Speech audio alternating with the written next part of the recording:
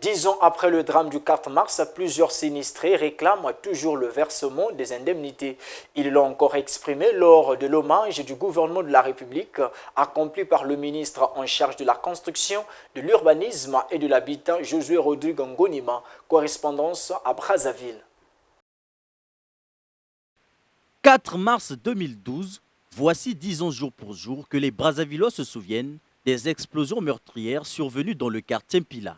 Aujourd'hui, ce mauvais souvenir hante encore ces populations victimes de ce drame qui s'indignent car les autorités n'ont pas tenu leurs promesses 10 ans après le sinistre.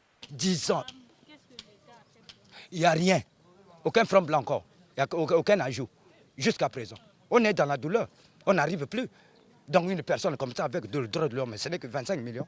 25 millions, on va faire quoi avec 25? Parce que je suis individuellement dessus et le collectif est également dessus, y compris nos collègues invalides.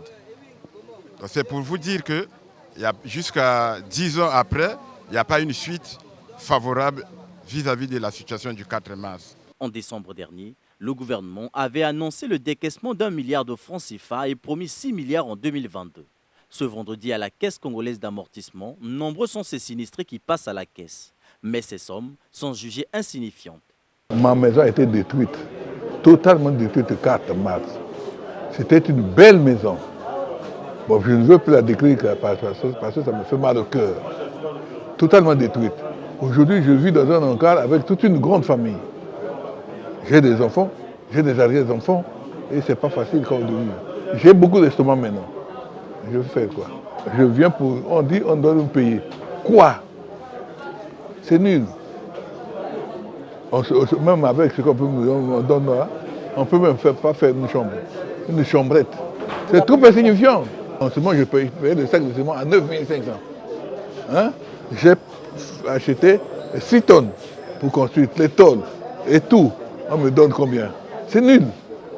Ça, c'est une injure qu'on a pu nous faire. Pour le collectif, ce premier paiement est un geste de dénouement de leur situation. Il reste donc au gouvernement de payer les 250 milliards de francs CFA pour la prise en charge des 3 catégories des victimes.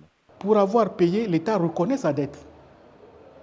L'État reconnaît sa dette. Ça signifie quoi? Ça signifie que si l'État payait les 6 milliards, en fait, l'État aurait fait le tour de tous ceux à qui il doit.